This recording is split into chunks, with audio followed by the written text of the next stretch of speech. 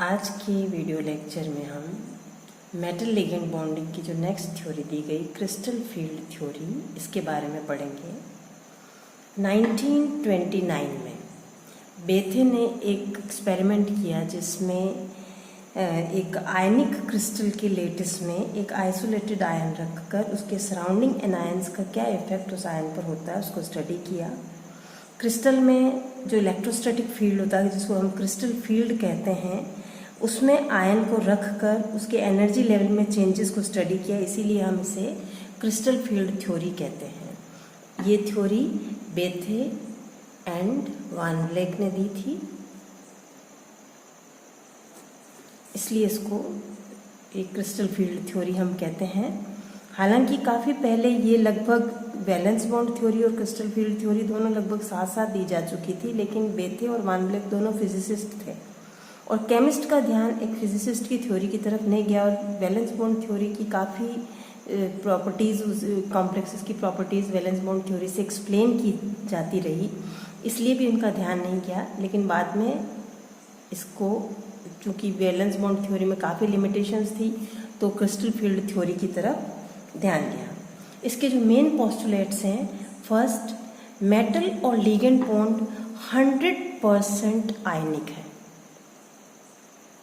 First postulate कि इसमें 2 point charges की तरह कंसिडर किए गए हैं, मेटल को और लिगेंड को, और 100% आयनिक बॉन्डिंग है। आयनिक बॉन्डिंग है यानी कि there is no overlapping between metal orbitals and ligand orbitals. कोई ओवरलैपिंग नहीं है, कोई कोवलेंट कैरेक्टर नहीं है इसके अंदर, एब्सोल्युटली ये बिल्कुल आयनिक बॉन्ड है। फर्स्ट, दोनों को पॉइंट चार्जेस कंसिडर किया हुआ आयनिक।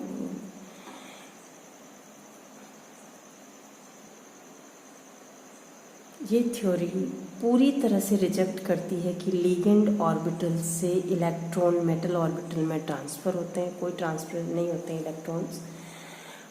उसने, बेथे और वान ब्लैक ने एक आइसोलेटेड आयन को क्रिस्टल फील्ड में रखा था, तो उसने ये पाया कि क्रिस्टल फील्ड में रखने के बाद 5 डी ऑर्बिटल की डीजेनरेसी मेंटेन नहीं रहेगी। क्रिस्टल फील्ड थ्योरी को अच्छी तरह से समझने के लिए ये जानना ज़रूरी है कि हम डी ऑर्बिटल्स के बारे में पहले अच्छे से समझ लें। 5 डी ऑर्बिटल्स होते हैं, डी एक्स वाई, जिसके अंदर जो डी ऑर्बिटल के लोब्स हैं ये एक्स और वाई एक्सिस के बीच में होते हैं, in between X Y axis. D X Z, जिसमें डी ऑर्बिटल्स के लोब्स एक्स और जेड एक्सिस के बीच में होते हैं, इस तरह से। और डी वाई जेड, जिसके अंदर डी ऑर्बिटल्स के लोब्स इस तरह से होंगे। ये तीनों orbitals T2G set of orbitals कहलाते हैं, G4 जीरेट, T4 ट्रिपली डीजेनरेट। इसके अंदर डी ऑर्बिटल्स के lobes in between the axis हैं। 2 जो ऑर्बिटल्स हैं EG सेट के, एक है आपके D X square Y square, इसके अंदर डी ऑर्बिटल का जो लोब है वो एक्स एक्सिस और वाई एक्सिस के ऊपर है, इस तरह से। और एक है डी जेड स्क्वायर, जिसके अंदर की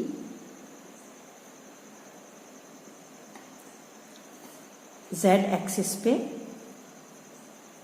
डी ऑर्बिटल का लोब है। ये D X Y, D X square Y square, ये डी जेड स्क्वायर है। ये 5 डी ऑर्बिटल्स अलग अलग तरह के शेप साइज के हैं। शुरुआत में ये सारे के सारे ऑर्बिटल्स डीजेनरेट होते हैं। 5 डी ऑर्बिटल की एनर्जी एक जैसी है और इलेक्ट्रॉन डेंसिटी स्फेरिकली डिस्ट्रीब्यूटेड है मेटल आयन के चारों तरफ, क्योंकि 5 डीजेनरेट एनर्जी लेवल है।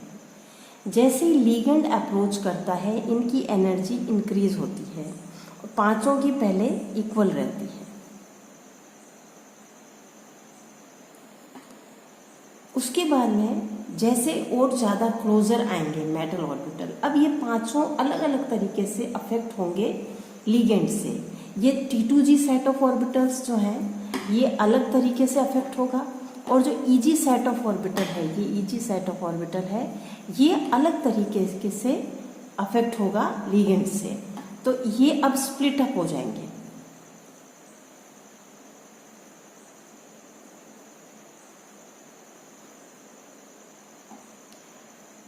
ये चीज़ ध्यान रखने की बात है कि जो स्प्लिटिंग होगी उससे सिस्टम की एनर्जी में कोई चेंज नहीं हो रहा, यानी जितनी एनर्जी इंक्रीज होगी उतनी ही एनर्जी डिक्रीज होगी, और एज ए होल सिस्टम की एनर्जी सेम रहेगी पहले जितनी ही, कोई चेंज नहीं होगा।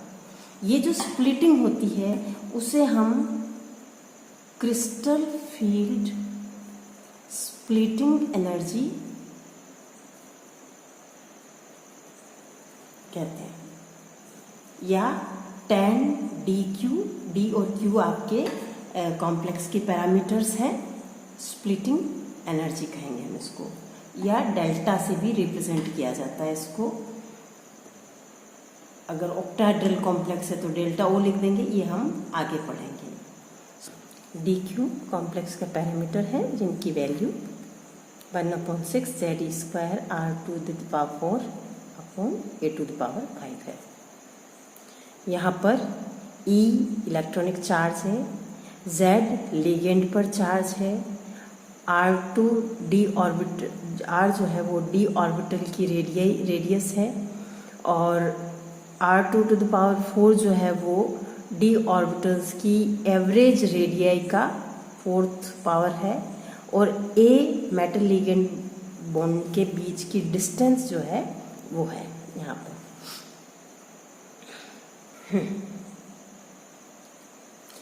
वे लिगेंड्स जो स्ट्रॉन्ग फील्ड जनरेट करते हैं, यानी कि हायर tan dq वैल्यू का मान जिनका ज़्यादा होगा, उन्हें हम स्ट्रॉन्ग फील्ड लिगेंड कहते हैं। और जो लिगेंड्स tan dq का कम मान देते हैं उन्हें हम वीक फील्ड लिगेंड कहेंगे।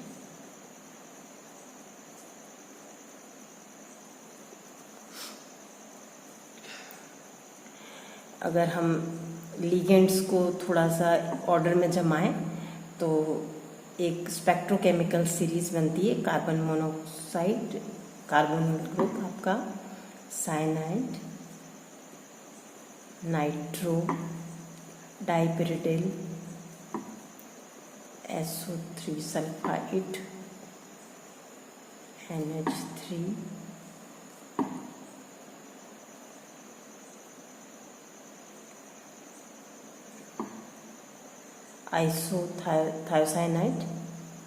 thiocyanide group, then water, hydroxyl group, fluoro, chloro, thiocyanide, bromo, iodo. आपने देखा जो dq वैल्यू है वो A के बिल्कुल इन्वर्सली प्रोपोर्शनेट है। A क्या है आपका? मेटल और लिगेंड के बीच की डिस्टेंस। A जितनी कम होगी dq का वैल्यू उतना ही ज़्यादा होगा, अर्थात वो लिगेंड उतना ही स्ट्रॉन्ग फील्ड लिगेंड होगा। आप देख रहे हैं कि यहाँ पर जैसे जैसे इलेक्ट्रोनेगेटिविटी कम होती चली जा रही है वो वीक फील्ड लिगेंड हो रहे हैं, लेकिन कुछ लिगेंड्स ऐसे हैं जैसे कार्बोनिल है, साइनाइड है, जिनकी की इलेक्ट्रोनेगेटिविटी बहुत ज़्यादा नहीं होती, फिर भी ये पूरी स्पेक्ट्रोकेमिकल सीरीज है।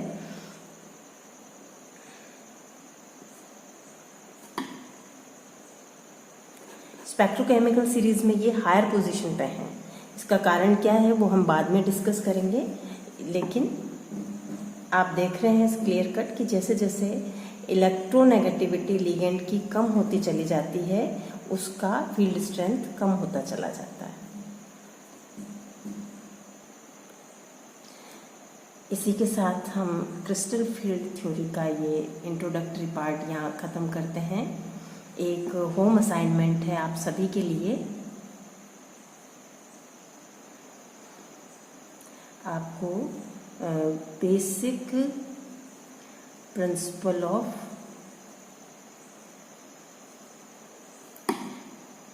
क्रिस्टल फील्ड थ्योरी को डिस्क्राइब करना है।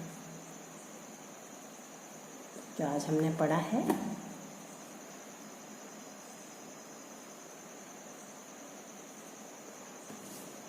Okay, thank you.